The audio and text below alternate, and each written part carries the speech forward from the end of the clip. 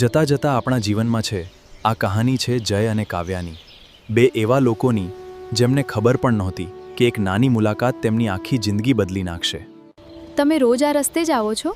હા, પણ હવે આ રસ્તો થોડો વધારે સુંદર લાગે છે. એવું કેમ? કારણ કે હવે આ રસ્તા પર તમે મળો છો. કાવ્યા, જો હું તને કંઈ કહેવા માંગુ તો કહી દો. મને નથી ખબર આ પ્રેમ છે કે નહીં. મને પણ. એક નવી કહાની શરૂ થઈ. જય, મારા ઘરે મારું લગ્ન બીજે નક્કી કરી દીધું છે. પણ તું મારી પાસે પણ વધારે સમય નથી. તું મને છોડીને જઈશ? મારું મન નથી, પણ પરિવાર સામે હું એકલી પડી ગઈ છું.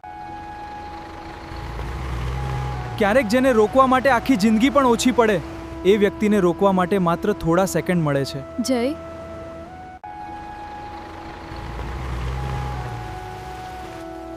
તું તો મારી અંદર જ રહી ગઈ છે. કેટલાક સંબંધો દૂર જઈને પણ દિલથી દૂર થતા નથી. જય, તું પાછી? પણ લગ્ન? મેં મારા પરિવારને બધું કહી દીધું. હું તને છોડીને જતી રહી હોત, પણ મારું દિલ મને જવા દેતું નહોતું.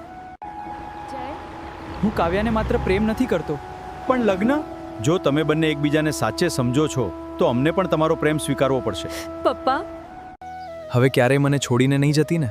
હવે તો આખી જિંદગી સાથે ચાલવાનું છે. સાચો પ્રેમ હંમેશા સરળ નથી હોતો, પણ જો પ્રેમ સાચો હોય તો અંતર પણ એને રોકી શકતું નથી. હવે ક્યારેય મને છોડીને નહીં જતી ને? હવે તો આખી જિંદગી સાથે ચાલવાનું છે. પણ જો પ્રેમ સાચો હોય તો અંતર પણ એને રોકી શકતું નથી.